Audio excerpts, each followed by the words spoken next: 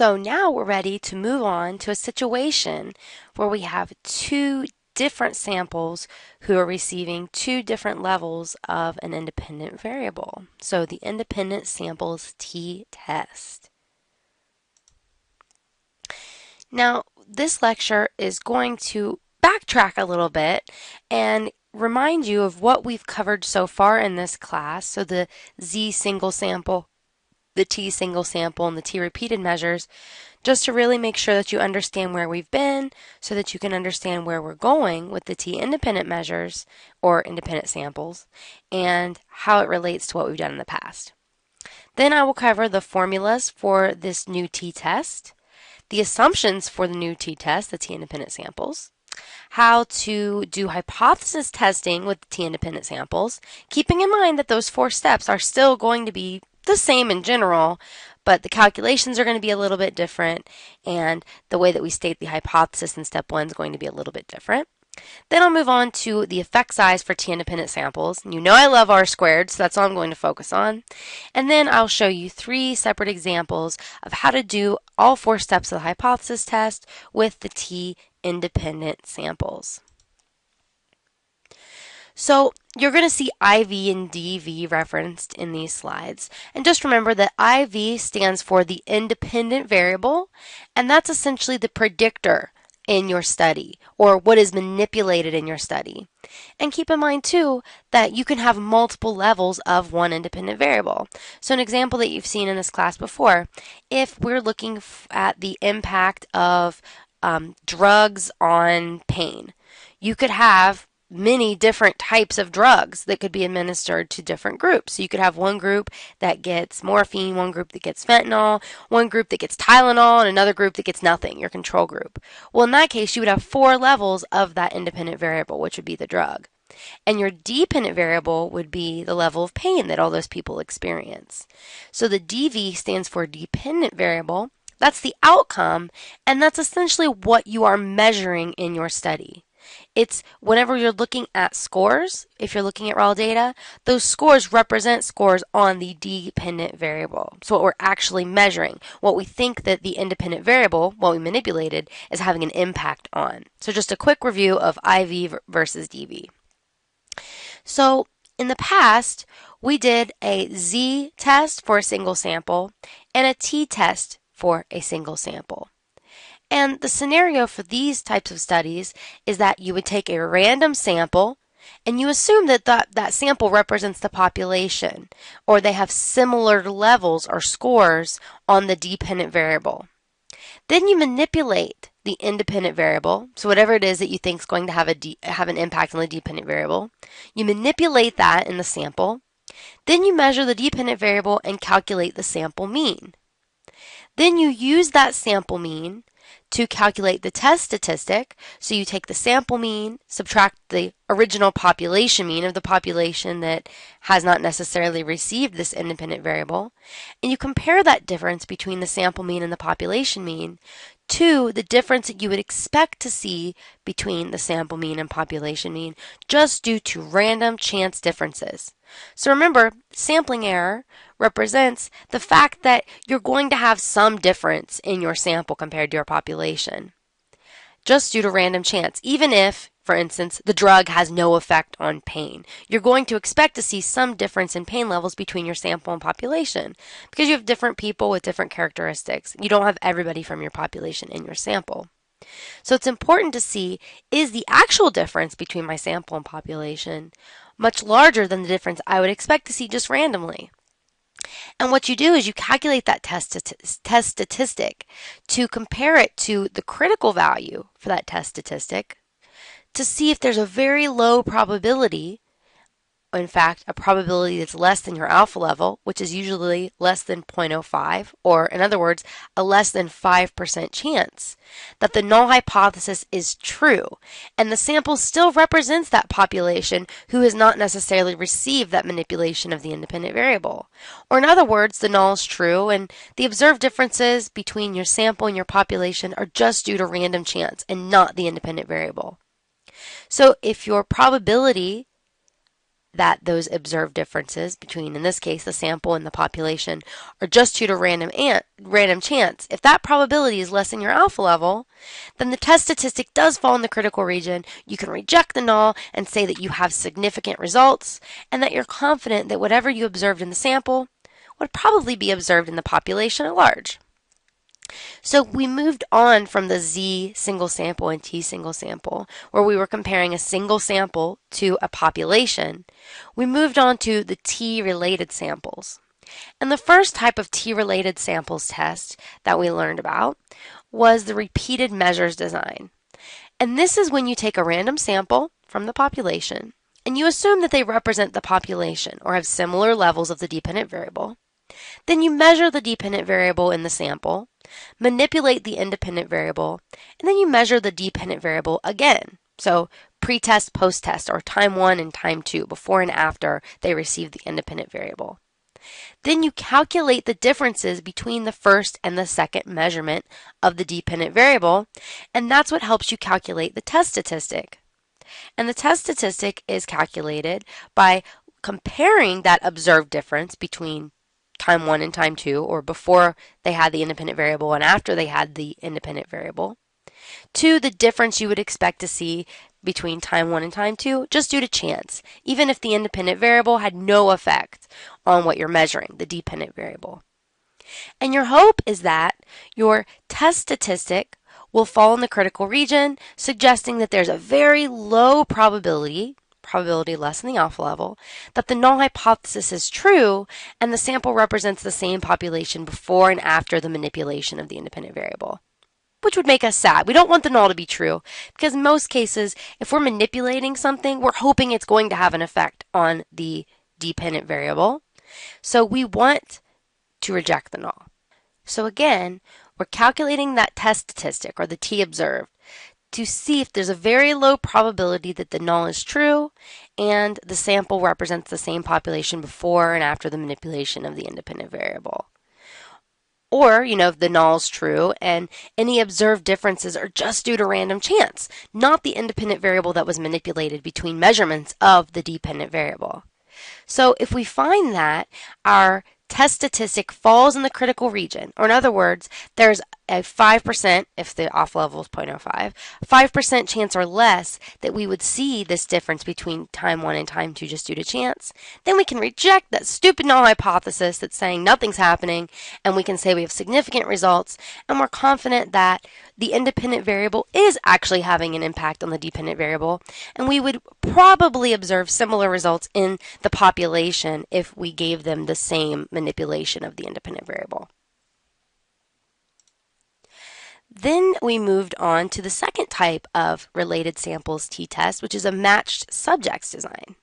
This is when you take a random sample, again, assuming that they represent the population because they have similar levels of the dependent variable, and then you pair each person with someone who has a similar level of the dependent variable or are similar with regards to something that closely predicts the dependent variable.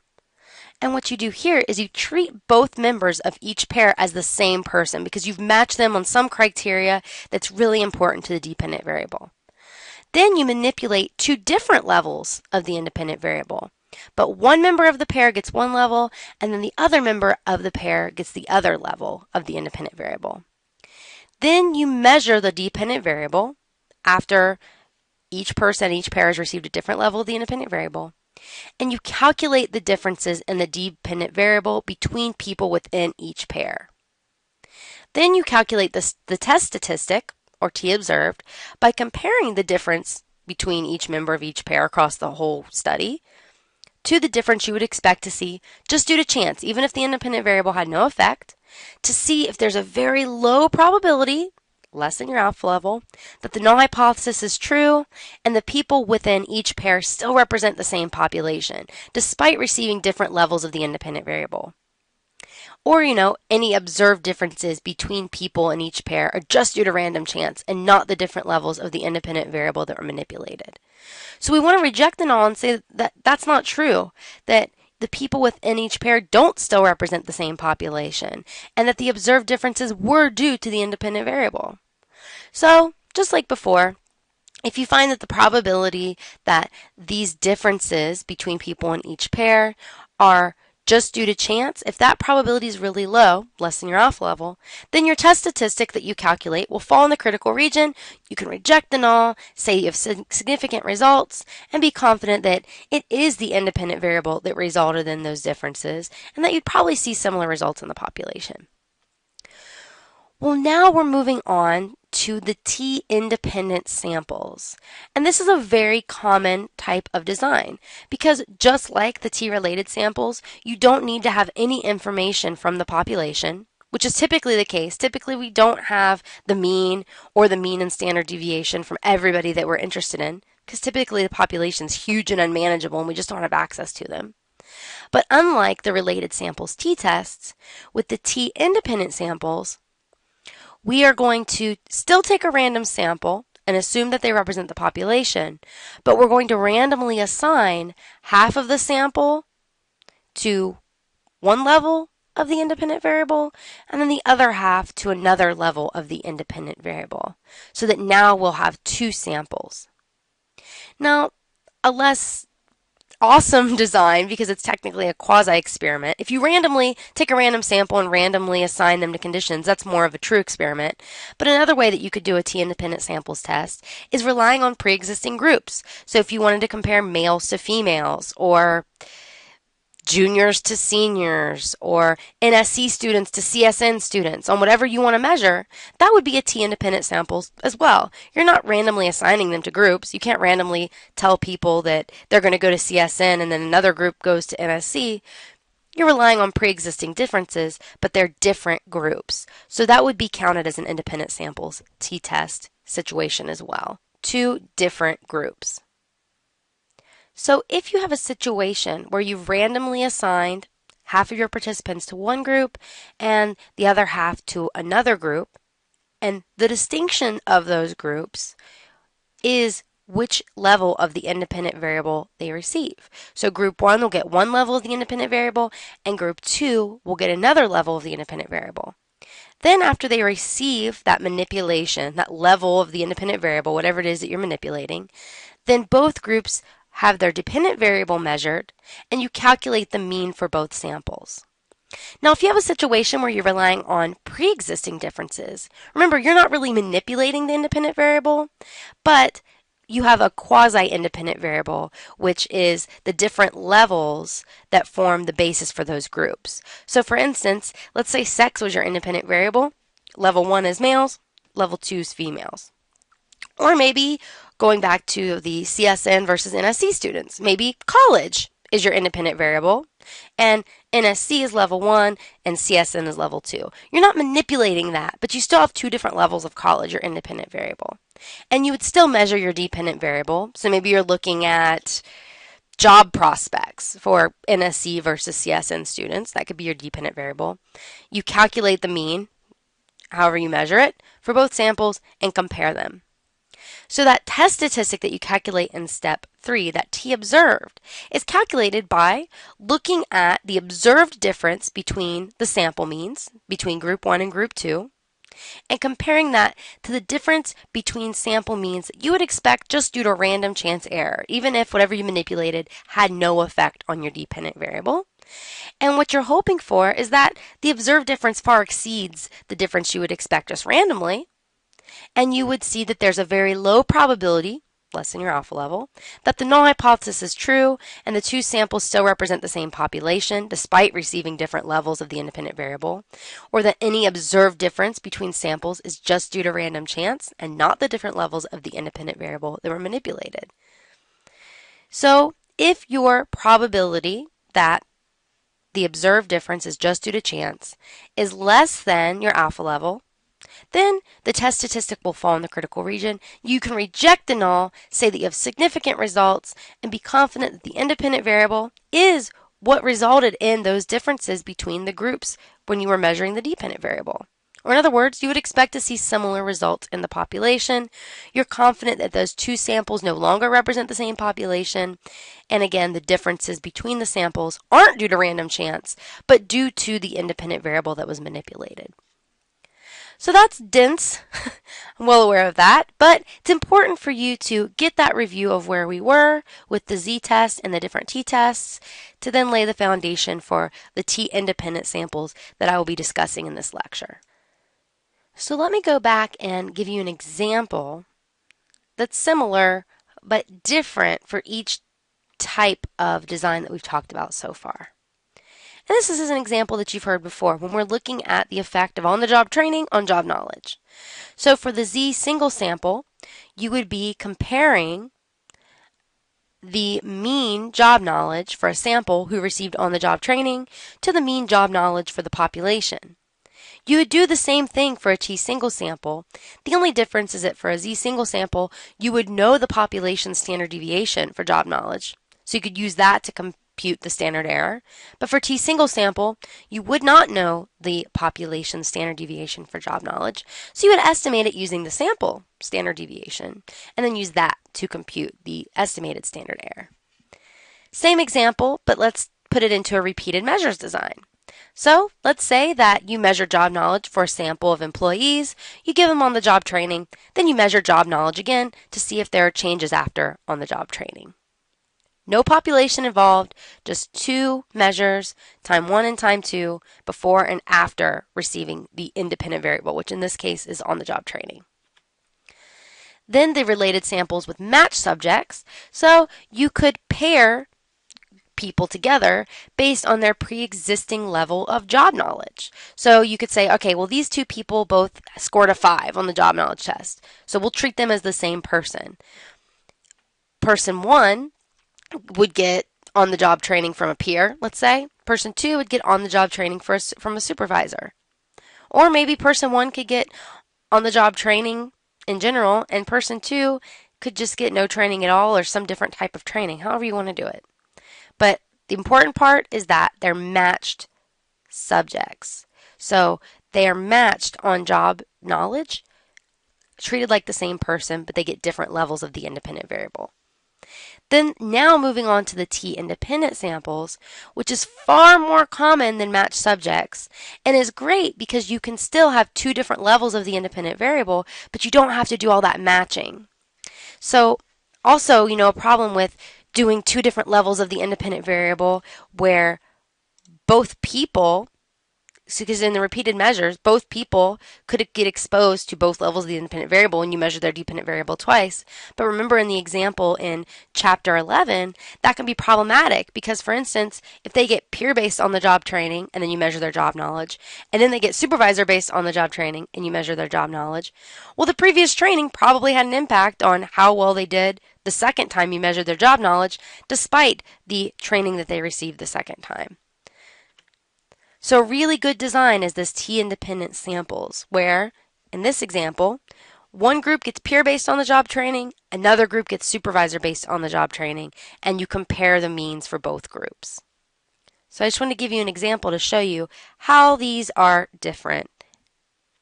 All right, so these are the formulas for the independent samples t-test. And you will see that we're still looking at observed mean differences in the numerator, only now we're comparing the mean for sample 1 to the mean for sample 2. So the observed difference between our two groups, the mean of their dependent variable. And we are comparing that to a standard error. So the standard error is still in the denominator of the test statistic, but now the symbol for it has changed and the definition of it has changed a little bit. It's still the difference you would expect to see just due to random error, just due to chance, even if the independent variable has no effect and the null hypothesis is true. But now it's the estimated standard error between two sample means, or the difference that should exist between two sample means if the independent variable has no effect, and any difference is just random.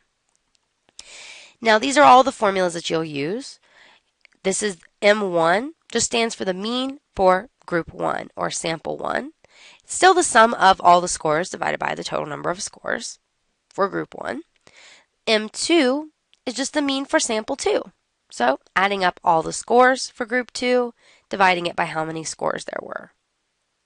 Now there's two different formulas for the standard error. Standard error, SM1 minus M2. Now, this formula can be used no matter what your situation is with your sample sizes. If you have equal sample sizes or unequal sample sizes, this formula always works. Now, if you have equal sample sizes, you can use this formula. So this is your variance for group 1 divided by the sample size for group 1 plus the variance for group 2 divided by the sample size for group 2, the square root of that whole thing. But I'm only going to use this formula here because it's always the correct formula to use, even if you have unequal sample sizes. And I would rather you not get too hung up on, oh no, which formula do I use for the standard error, when there is one formula that always works all the time. Now, I want to break down why this formula always works and how it is related to this other formula here. So, if you have two samples with different sample sizes, you can no longer treat these variances equally because the two sample variances aren't equally accurate. Remember, we're just trying to estimate the population variance with our sample variance, just like we did with our standard deviation. Remember, these two variance and standard deviation are just measures of the spread in scores. So when you have two samples with a different sample size, you can no longer treat the two sample variances equally.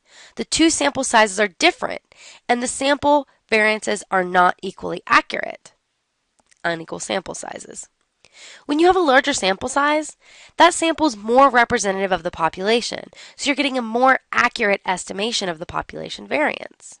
So to be more accurate with our estimate of the total standard error, this thing here, you want to calculate the overall standard error for both samples while giving more weight or more influence to the sample variance with the larger sample size. So instead of calculating the standard error using the variance for each sample, we combine those variances into a single value called the pooled variance. So that's this S squared P here that you see in this formula, and you see the formula for pooled variance down here. So the pooled variance allows the larger sample to carry more weight in determining the final value. So if you look at the formula for the pooled variance, and these are equivalent because the degrees of freedom times the variance equals the sum of squares, you'll see that, remember, degrees of freedom is equal to n minus 1, so it's directly tied to the sample size.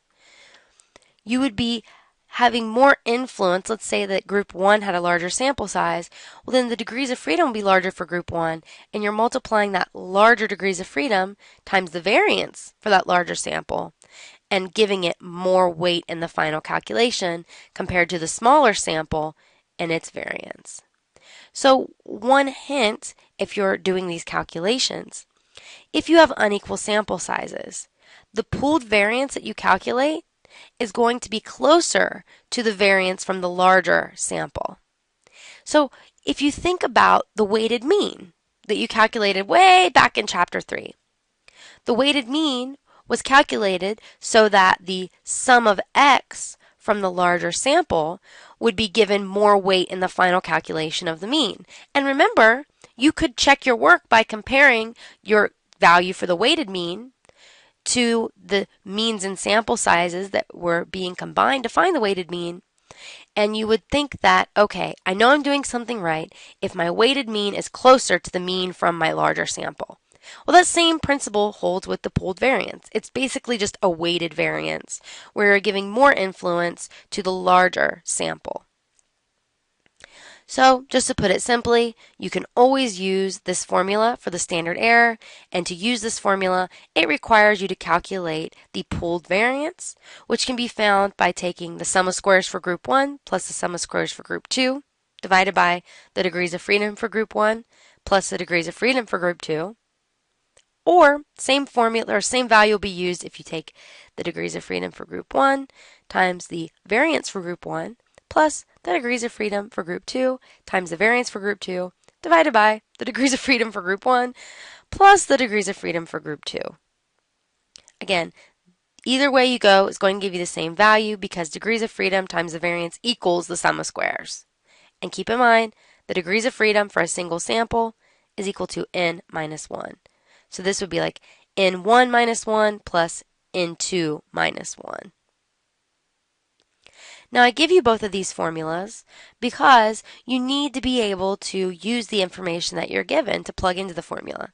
So if you know the sum of squares for the groups, use this formula for pooled variance. If you know the variance for the groups, then use this formula. Use whatever formula you want to use based on the information that is provided to you. Now, before I move on to the hypothesis testing with t-independent samples, I want to discuss the assumptions underlying the independent samples or independent measures t-test. Independent samples, independent measures, those terms are used synonymously with each other. So the first assumption is the assumption of independent observations versus, repeated measures. So in other words, there's two separate samples that represent two separate populations. And they're representing two separate hypothetical populations if everybody received whatever level of the independent variable that sample received. So the second observation is that you have a normal sampling distribution. So, as we always have assumed, to use that table to find your critical values, you need to have a normal distribution for all the possible sample mean differences in this case that you could possibly get, or the sampling distribution. So the two populations from which the sample was selected should be normally distributed. This isn't much of a problem with large sample sizes because the distribution of sample mean differences will always be normal if your sample size is greater than 120.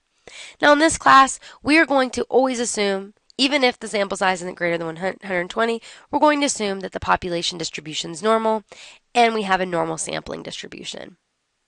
Now, the third assumption of the t-test for independent samples is homogeneity of variance. So, when you think of homo, think of same. Like, I hate to use this example, but like homosexuals, like the same sex, are attracted to members of the same sex. Homo, same. All right. The reason I stress the whole sameness thing is because homogeneity of variance means that you have the same variance for both of the hypothetical populations that your sample represents. So in other words, the two hypothetical populations that the sample represent, if everyone of interest received the independent variable, must have the same variances for the dependent variable. So the sample is an approximation of the population. And so we don't expect that the two sample variances are going to be identical, even if the two hypothetical populations that they represent would have the same variances. Remember, there's always going to be some sort of sampling error, so we don't expect that the two variances for those samples are going to be identical. But we can be concerned with this, that maybe we're violating this homogeneity of variance assumption if one sample variance or standard deviation is more than 4 times larger or smaller than the other sample's variance or standard deviation. Then we might be concerned. So the reason that this is an assumption that we need to rely on is that the pooled variance averages those two sample variances. And averaging those variances only makes sense if they're both estimating the same population variance. So you don't want to be taking the average of two different things. It wouldn't really make any sense. But it does make sense to take the average of the same thing or the same variance. So for instance, we would expect that the mean level of job knowledge would be different for the population of employees receiving on-the-job training from supervisors compared to a population receiving on-the-job training from peers. But both populations should have similar differences in scores around their respective mean. Now there's this thing called Fmax, which you'll see in your statistical tables in the back of your book. And this is just a test that indicates if the population variances are significantly different. So you would take the variance for the largest variance, divide it by the smallest variance, and then get an F value, compare that to a value in the table. This test assumes equal sample sizes across groups, and we aren't going to be using it in this class. For our purposes, we're going to assume that we have homogeneity of variance.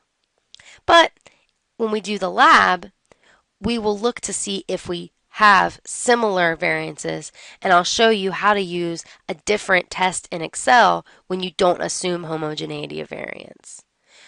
And this alternate formula for t, if you don't have homogeneity of variance, that Excel automatically uses if you don't, it provides an alternate formula for the pooled variance, and it just basically calculates two separate standard errors. It adjusts the degrees of freedom a little bit, and it gives you a higher t-crit, which results in less chance of type 1 error.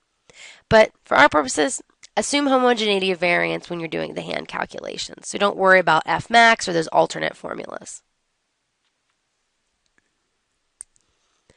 So there are some differences with hypothesis testing for t-independent samples.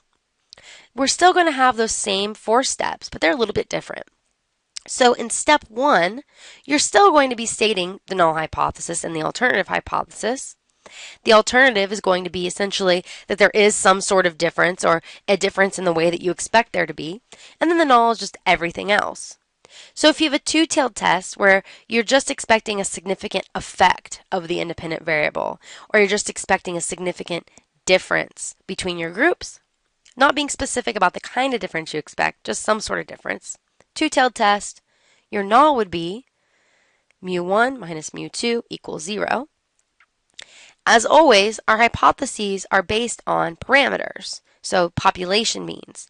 So this represents the population mean implied by our sample in the first sample, the first group. This represents the population mean implied by our second sample, or the people who received the second level of the independent variable.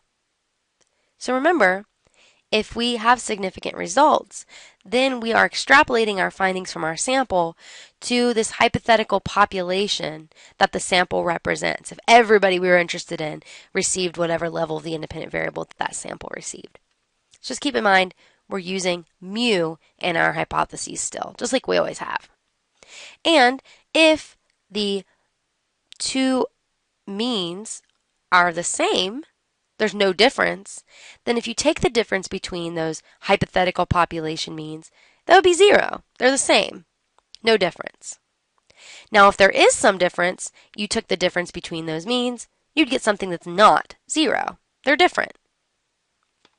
Now, if you have a situation where you have a one-tailed test and you're expecting that the first group, sample 1, that got the first level of the independent variable, is going to have a mean on the dependent variable that's greater than the mean on the dependent variable for the second sample, then this is what your hypotheses would look like. So, group 1 is larger mean than group 2. Group 1 is a larger mean than group 2, according to our alternative hypothesis, what we expect. Then those differences would be greater than 0. The mean difference would be greater than 0 because, think about it. If you have a larger number here and a smaller number here, the result, you take a larger number minus a smaller number, is going to be a positive number. And a positive number is greater than 0. So for instance, if mean 1 was 10 and mean 2 was 5, 10 is greater than 5.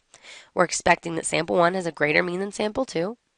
And 10 minus 5 is 5, which is a positive number, and it's greater than 0.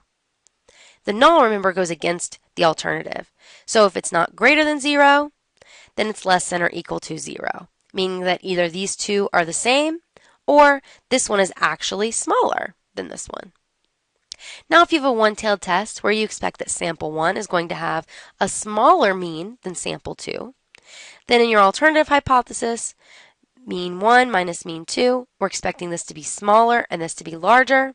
That would give you a negative number.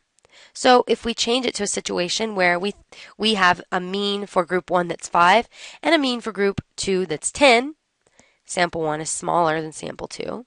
Well, 5 minus 10 is negative 5. It's a negative number. It's less than 0, just for example.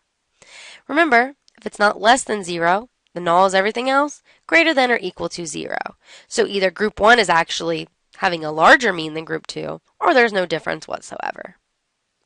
Now, step 2, still finding the critical region, or the region of rejection, or the cutoff for how large the t-statistic that we calculate from the study needs to be for us to conclude that there's a very low probability, or probably less than the alpha level, that the differences that we observed were just due to chance.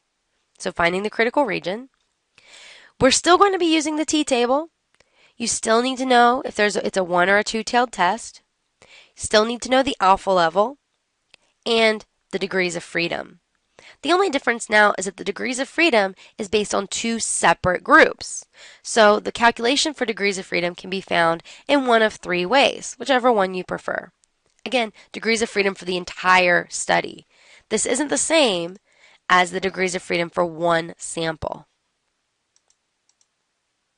So one way to find the degrees of freedom for the entire study is to take the sample size for the entire study and subtract 2, which will give you the same answer if you find the degrees of freedom for group 1 and add it to the degrees of freedom for group 2. So the sample size for group 1 minus 1 plus the sample size for group 2 minus 1, which is the same thing as saying the degrees of freedom for group 1, that's what this is, plus the degrees of freedom for group 2, that's what this is.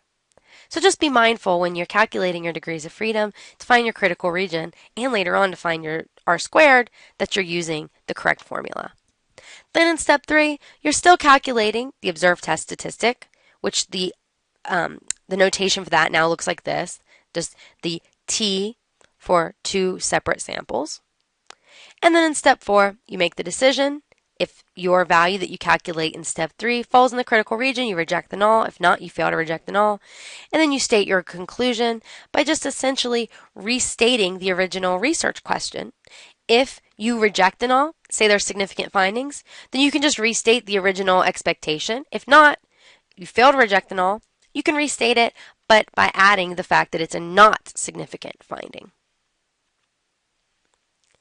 The calculation for effect size, or R squared, is the exact same formula that you've seen before, only keeping in mind that degrees of freedom is different now for this t-independent samples test. And so I showed you, this is the original formula. If you understand what degrees of freedom is, and you don't need to be mindful of how to get it, but you could also say, okay, t squared, remember the t from step 3, the one you actually calculated, squared, divided by t squared plus degrees of freedom for the entire study, which is equal to n1 minus 1 plus n2 minus 1, or degrees of freedom 1 plus degrees of freedom 2. These are saying the same thing. R squared is still the proportion of variability or differences in the dependent variable that's explained by the independent variable. Or in other words, how much difference there is between the two treatments. And you can still use whatever you calculate for R squared to determine the evaluation of the effect size using the same criteria that we've been using all semester long. So this example should look pretty familiar to you. It's very similar to one of the examples that I covered in the Chapter 11 lecture, only in the Chapter 11 lecture, we said that each row represented the same person. So one person got peer on the job training, and then they got supervisor on the job training, and after each training we measured their job knowledge. Well, remember, this is a different scenario. This is now one group got peer on the job training, and another different independent group received supervisor on the job training. So now, whereas before with the related samples t-test, you figured out your sample size by just counting the rows. Well, now you have to keep in mind these are independent samples. So there are technically 1, 2, 3, 4, 5, 6, 7, 8, 9, 10, 11, 12, 13, 14, 15, 16 people in this study. So a subtle but important difference between these two examples, the one from Chapter 11 and the one you're going to see now. So this is still that situation where we have an HR manager that wants to examine the impact of peer based on the job training versus supervisor based on the job training on job knowledge. And we have one group who was assigned to get peer on the job training and another group who was assigned to get supervisor on the job training. And the research question is, does peer based on the job training and supervisor based on the job training have a significantly different effect on scores on the job knowledge test? So think about this real quick. Do you think it's a 1 or do you think it's a two-tailed test?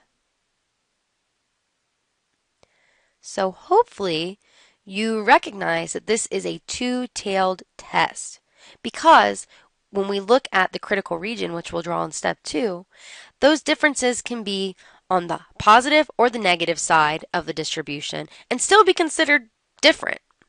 So let's go ahead and state the hypothesis for step 1.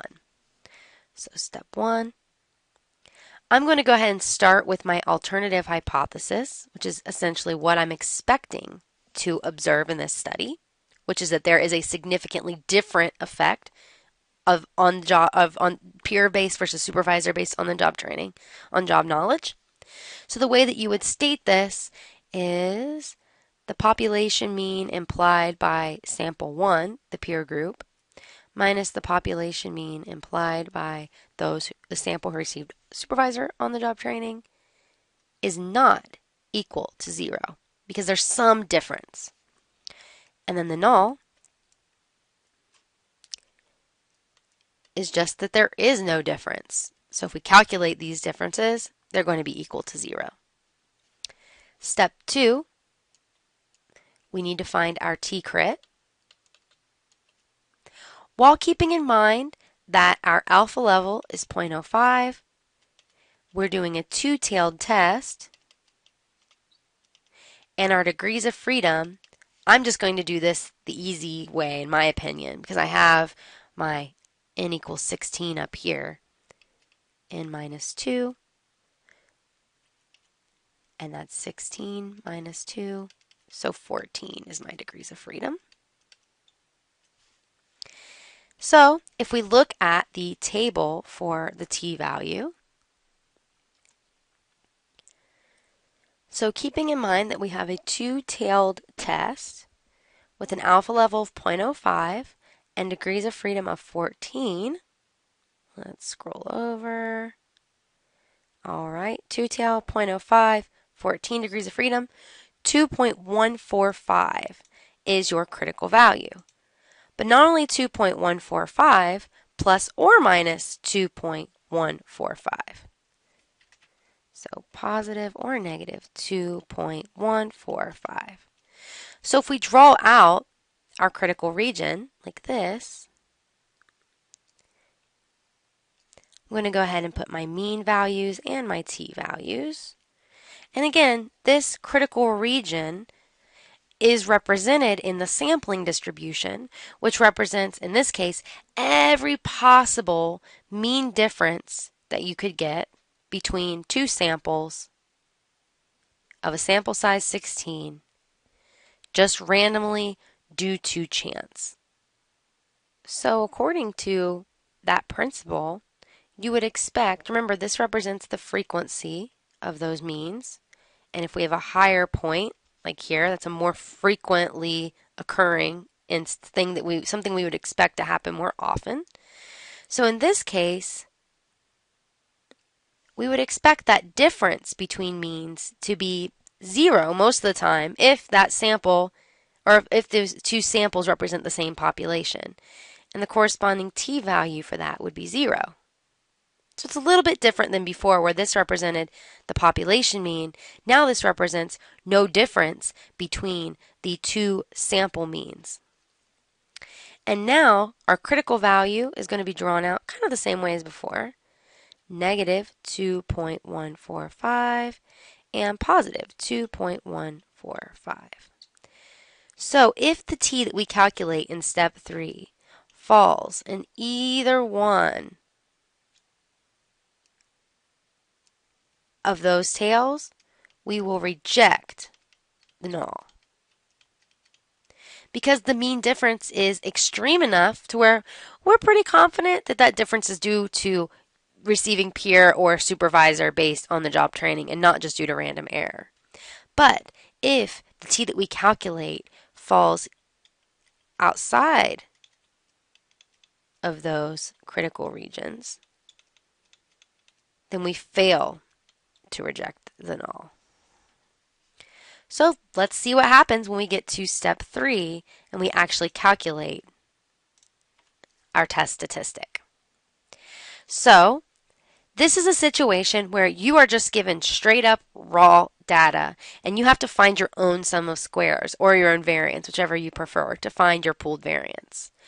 I'm going to show you this example because I want you to still understand where the sum of squares comes from and that it just represents a basic measure of all of the variability, all of the differences among the scores in a single sample. But in practice, in your knowledge check and quiz, you'll either be given the sum of squares or you'll be given the variance so that you can use either this formula or this formula to find the pooled variance. All right, so let's get to it. So the first thing I'm going to do is I'm going to write down my final formula that I'm going to need at the very end for step 3, which is my T formula. And remember, T observed, or T for independent measures or independent samples, is equal to the mean for sample 1 minus the mean for sample 2 divided by the standard error, or the difference we would expect between those two means just due to chance. Well, I'm looking at this formula and I'm like, okay, I don't know what my means are. I don't know what my standard error is, so I need to write down formulas for all of those. So mean 1 is equal to the sum of all the scores for group 1 divided by the sample size for group 1. Mean for group 2 is equal to the sum of all the scores for group 2 divided by the total number of scores in group 2. I need to write down a formula for my standard error. So my standard error formula is equal to the square root of the pooled variance divided by the sample size for group 1 plus the pooled variance for the sample size for group 2. I'm looking at this formula and I'm like, okay, well, I don't know what my pooled variance is. I know my sample size for both groups is 8, so I need to write down a formula for the pooled variance, which is equal to, and I'm going to go ahead and go with the sum of squares based formula. Sum of squares for group 1 plus the sum of squares for group 2 divided by the degrees of freedom for group 1 plus the degrees of freedom for group 2. Well, I can find degrees of freedom for group 1 and group 2 pretty easily, just 7 and 7, 8 minus 1, but I don't know my sum of squares. So, time to write down another formula. I need sum of squares for group 1, which is equal to the sum of x squared for group 1 plus the sum of x for group 1 quantity squared divided by the sample size for group 1, and then the sum of squares for group 2, which is the sum of x squared for group 2 plus the sum of x quantity squared for group 2 divided by the sample size for group 2. Now remember, I'll either be giving you the sum of squares for group 1 and group 2 or the variance for group 1 and group 2, and you could use the alternate formula for the pooled variance if I gave you the variance. But I want to demonstrate all the steps for you so you understand where those numbers come from. Okay, so let's start with the sum of squares for group 2. So remember, just like before, the sum of x squared is just all of the x's squared and added together, only now it's for group 2, which is our supervisor group. So all of these scores squared and added together gives me 304. And this second value is all of the x's for group 2 added together, and then that value squared. So 48, all those x's added together, squared, and then divided by the sample size, which is 8. Well, this becomes 304 minus 48 squared, which is 2,304 divided by 8, which becomes 304 minus 288, which gives you 16 for sum of squares for the group 2, for the supervisor on the job training group. Now see how at the end of writing this problem out, I rewrote equals and what it was I was calculating. That way, it'll be easy to plug those values into the formulas where they belong and you won't get lost. So staying organized is key. All right, sum of squares group 1. Same process as before, but with the first group. So all of the scores for the first group squared added together gives me 315 minus all of the x values added together and then that whole entire value squared, so 49 squared, divided by the sample size of 8. This becomes 315 minus, well, 49 squared is 2,401. And 2,401 divided by 8 gives me 300.125. And 315 minus 300.125 gives me 14.875, and that is the sum of squares for my first group, my peer-based on-the-job training group. All right, moving on up. Let's find the pooled variance. So I've got my sum of squares now. I know my degrees of freedom is 7 because both groups have 8 people in it, so degrees of freedom for group 1, 8 minus 1 is 7. Degrees of freedom for group 2, 8 minus 1 is 7. So let's see, sum of squares 1 is 14.875 plus group 2, 16, divided by 7 plus 7.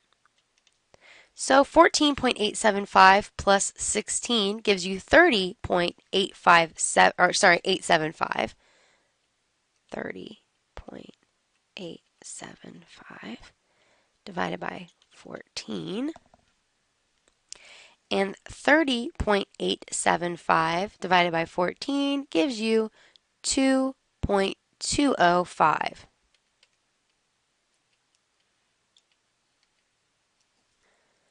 Okay, so now we have our pooled variance, which if you wanted to go ahead and calculate the variance for sample 1 and sample 2, and you take the average of that, you'll get 2.205 because we have equal sample sizes.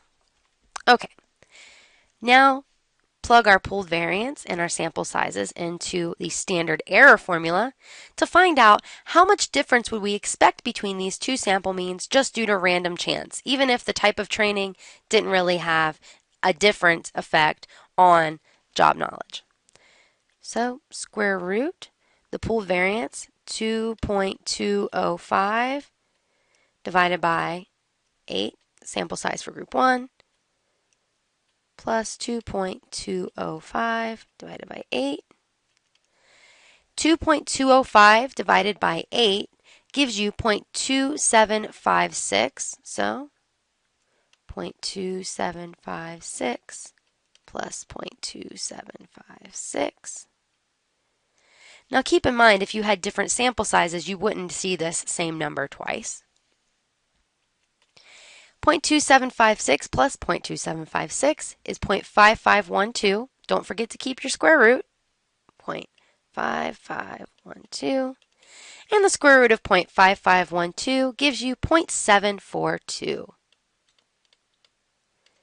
That is the standard error, or the difference that you would expect to see between these two means just due to random chance differences. Well, what are these two means? Let's figure that out. So the mean for group 2, you just add all the scores for group 2. All those scores added together is 48. Divided by 8 scores. And the mean for group 2 is 6. Mean for group 1, add all the scores for group 1 together, 49. There's 8 scores. 49 divided by 8 is 6.125. I'm going to square these because these are what we need for t. We're finally ready to calculate t. So 6.125 minus 6 divided by 0.742. And we end up with 0.125 divided by 0.742. And that gives us a final answer of 0.168 for our t independent measures, or our observed t statistic. That's not that impressive. That basically says that the actual observed difference between our sample means is only 0.168 times larger than the difference we would expect to see just due to random chance. Not that impressive. And in fact, 0.168, if we go back to step 4, let's make it blue, 0.168 would be like here-ish, 0.168. That is nowhere near the critical region. That's all up in the failure region. We're failing to reject the null hypothesis. That mean difference between our two samples is just not extreme enough for us to be confident that the difference was a result of which type of training they received. Chances are it's just due to random sampling error. So, step 4, we fail to reject the null. So we're failing to reject this notion that there are no differences. The differences are equal to 0. And we would say results suggest that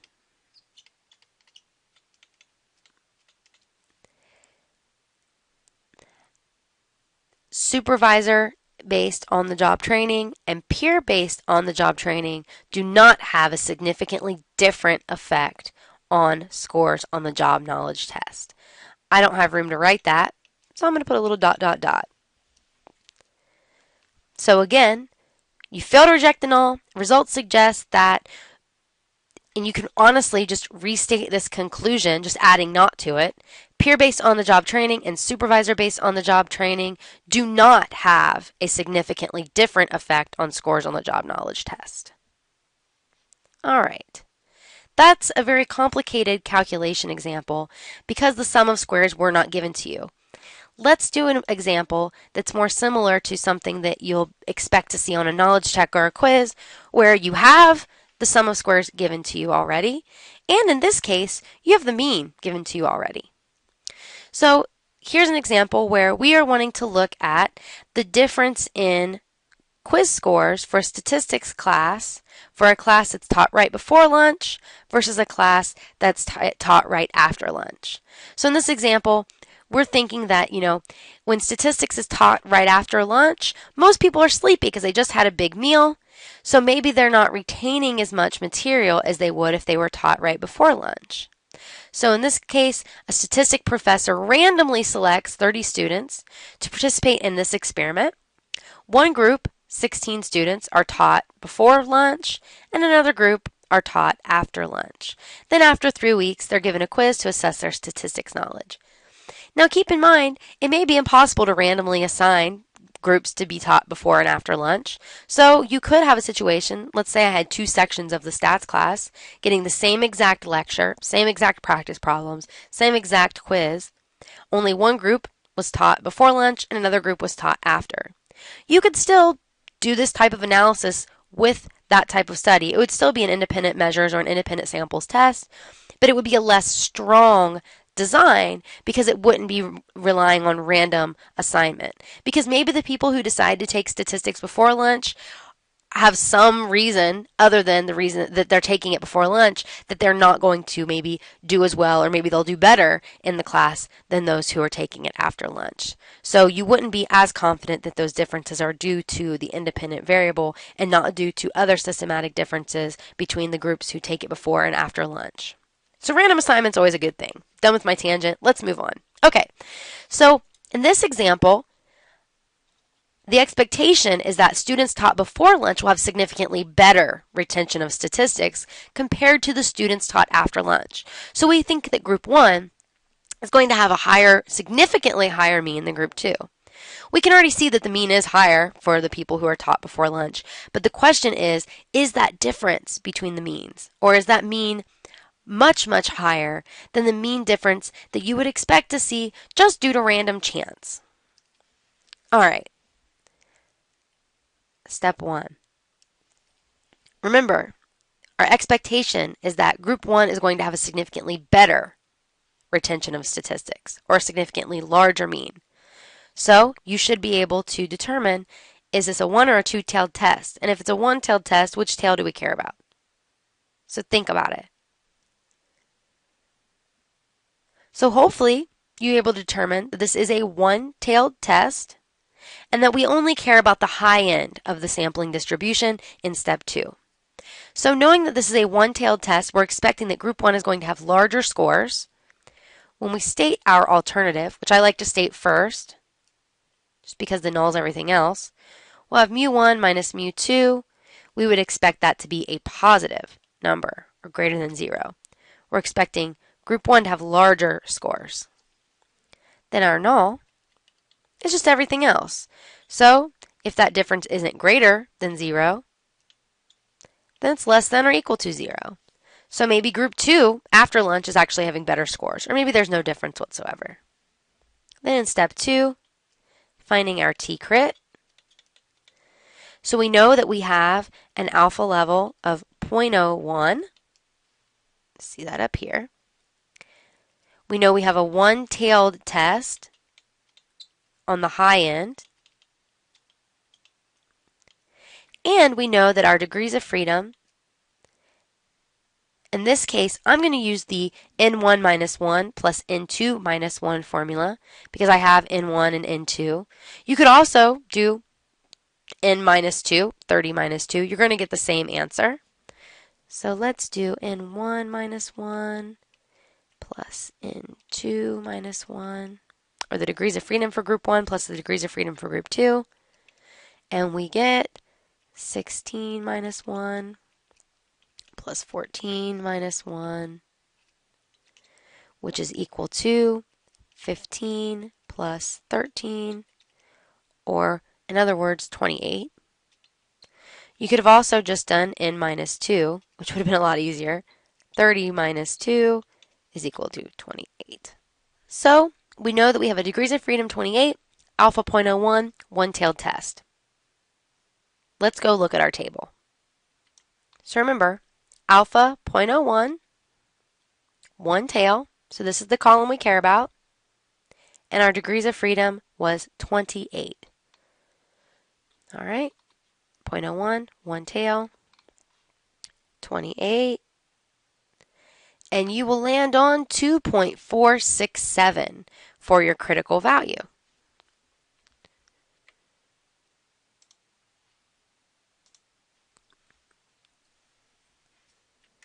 .467. And it's not plus or minus 2.467 because it's a one-tailed test, and it's not negative 2.467 because we were expecting group 1 to have a larger mean. So our critical region will look like this, 2.467. So if the test statistic that we calculate in step 3 falls in this area, we'll reject the null. So if it's 2.467 or larger, if it's less than 2.467, then we'll fail to reject the null.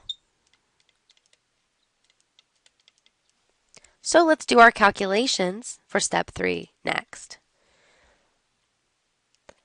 So I'm going to write down the last formula I'm going to use, my final answer formula. So T equals mean 1 minus mean 2 divided by the standard error.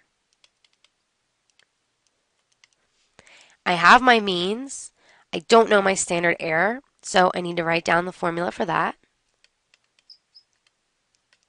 which is equal to the square root of the pooled variance divided by the sample size for group 1 plus the pooled variance divided by the sample size for group 2. And I'm looking at this formula and I don't know what my pooled variance is, so it's time to write down another formula.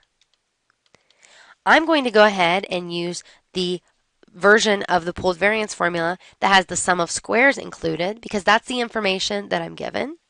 So sum of squares for group 1 plus sum of squares for group 2 divided by the degrees of freedom for group 1 plus the degrees of freedom for group 2.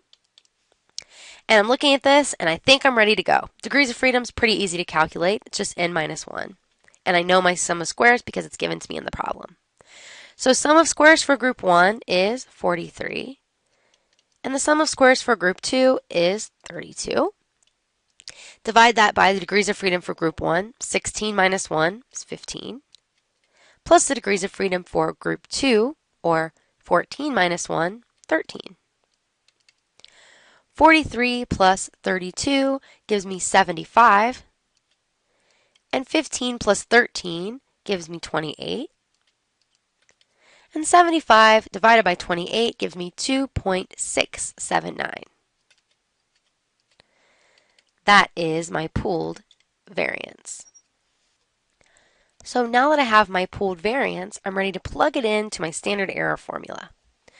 So 2.679 divided by 16, sample size for group 1, plus 2.679 divided by 14, sample size for group 2. 2.679 divided by 16 gives you 0.1674. Don't forget your square root. And 2.679 divided by 14 gives you 0.1914. Add those two together and you end up with the square root of 0.3588.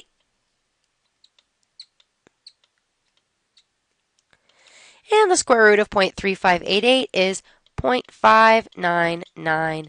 That is the standard error, or the difference you would expect to see between the group who got statistics before lunch and the difference you'd expect to see in quiz scores between the group who was taught statistics before lunch and the group who was taught statistics after lunch, even if the null is true, and it doesn't really matter when you're taught statistics. It has no effect on your quiz scores. That's your standard error. All right, mean 1 for group 1, 16. Mean for group 2, 13, divided by 0.599. So comparing the actual difference between the means to the difference we would expect to see just due to chance. 3 divided by 0.599 leaves you with a t observed of 5.008. It's huge.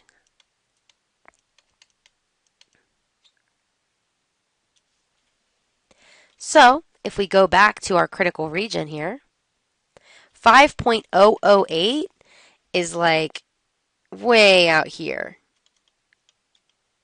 Definitely falls in that critical region. In other words, there is far less than a 1% chance, off levels 0.01, that you would observe the difference of 3 between these two means just due to random chance error.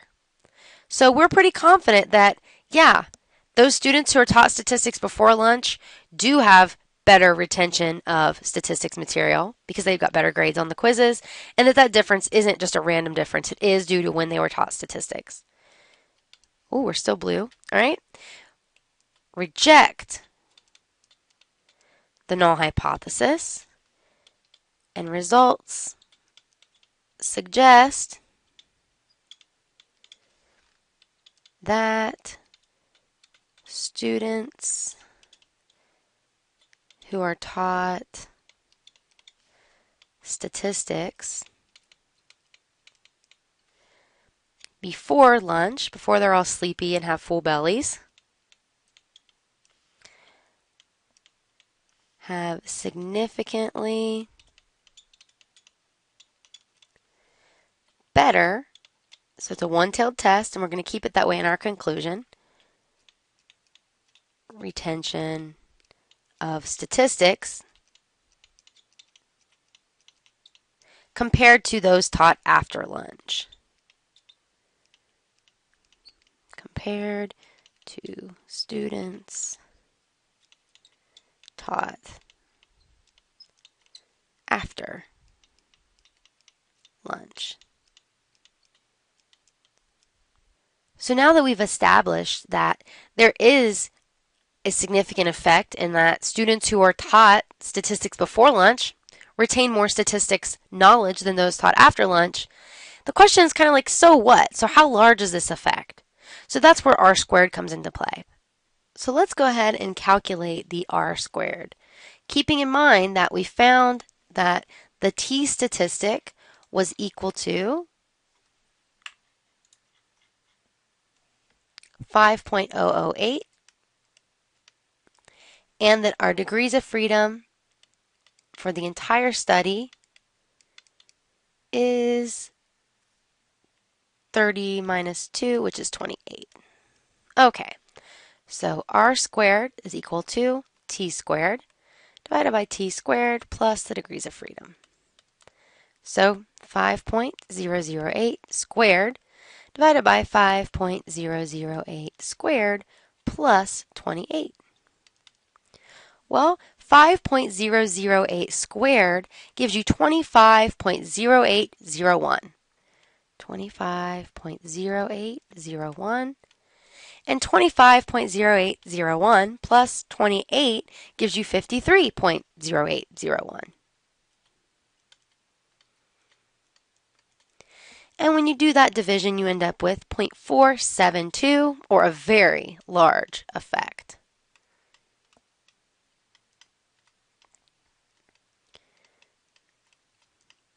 So if we turn this into a percentage, we can say that 47.2% of all of the differences in quiz scores can be attributed to when they receive their statistic lectures, be it before or after lunch. It's a pretty huge effect size. So now let's move on to example 3.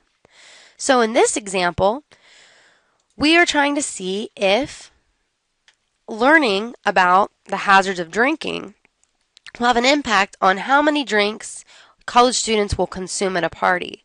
More specifically, we're looking to see if there's a difference between those who receive information from a panel of students who maybe share experiences of loved ones lost due to drunk driving or something like that, versus those who receive this information on the hazard of drinking from an informational pamphlet that they can read. So the question is there a significant difference in the amount of drinking that the two samples engaged in? The sample who received the panel versus the sample who received the pamphlet. So if you think about this, you should be able to determine if this is a one or a two-tailed test, and I'll give you a chance to think about that.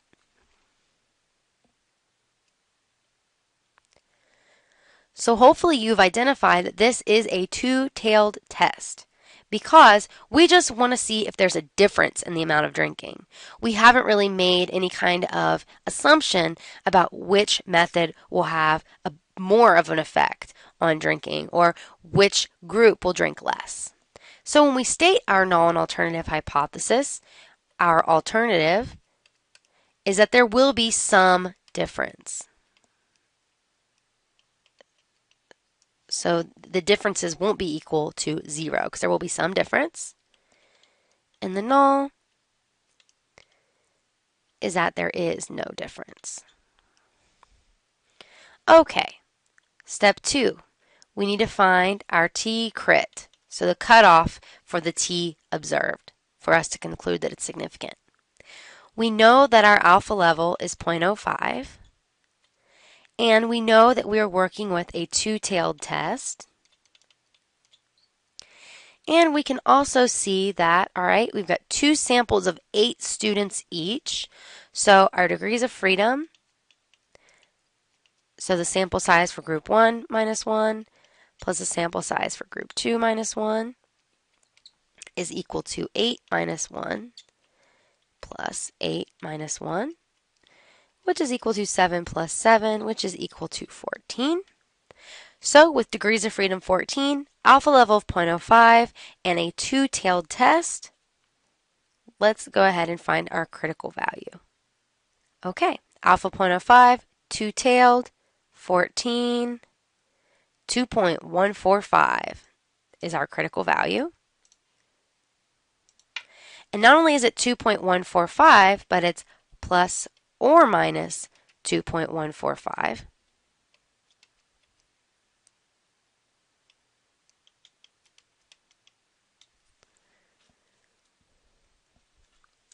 So if we draw our critical region, it looks like this. 2.145, negative 2.145. And if the t that we calculate in step 3 falls in this shaded area, we know that the difference is extreme enough for us to be confident that the difference is actually due to which kind of information they received and not just due to random chance. So we can reject the null. All right, let's see what our calculations tell us in step 3. So here, we're still going to be looking for t, so m1 minus m2 divided by the standard error of the difference. The mean's given to us, but we don't know the standard error, so we need to calculate that. And that formula is the square root of the pooled variance divided by the sample size for group 1 plus the pooled variance divided by the sample size for group 2. I know what my sample sizes are, but I don't know what my pooled variance is. So let's write down that formula. Now check it out. I'm giving you the variances here, not the sum of squares. So let's go ahead and use the formula that has the variances in it for the pooled variance. So we have degrees of freedom for group 1 times the variance for group 1 plus the degrees of freedom for group 2 times the variance for group 2 divided by the degrees of freedom for group 1 plus the degrees of freedom for group 2. And I'm just going to write up here my degrees of freedom for each group. Degrees of freedom is 7. Okay.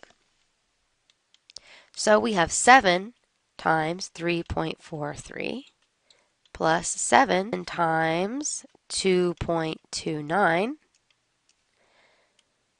divided by, well, degrees of freedom for group 1, 7. Degrees of freedom for group 2 is 7. So 7 times 3.43 gives you 24.01. And 7 times 2.29 gives you 16.03. Divide that by 14. And you end up with 40.04 divided by 14. And you get a pooled variance of 2.86. Moving on to the standard error, square root 2.86 divided by 8 plus 2.86 divided by 8. 2.86 divided by 8 gives you 0.3575. So 0.3575. Whoop.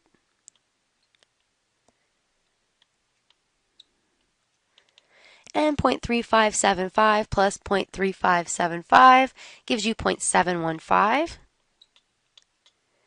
And the square root of 0.715 is 0.846. That is your standard error.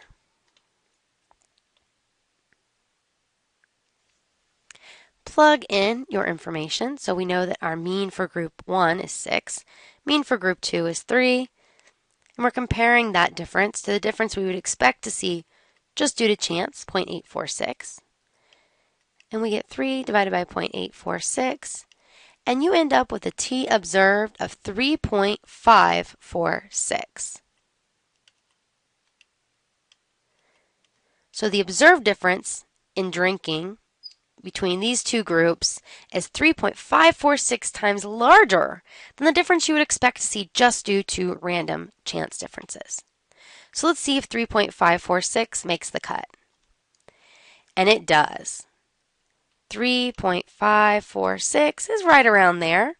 So for step 4, we can reject the null, rejecting this notion that there are no differences, and we can just simply state that results suggest there is a significant difference in the amount of drinking that the two samples engaged in. Now, the so what question comes up. Well, is this a large effect? Let's see. So, r squared, let's put a little line here. R squared is equal to t squared divided by t squared plus the degrees of freedom for the entire study. We found t to be 3.546. So 3.546 squared divided by 3.546 squared plus 14. 3.546 squared gives you 12.5741. And 12.5741 plus 14 gives you 26.5741. And you end up with an r squared of 0.473. This is a very large effect.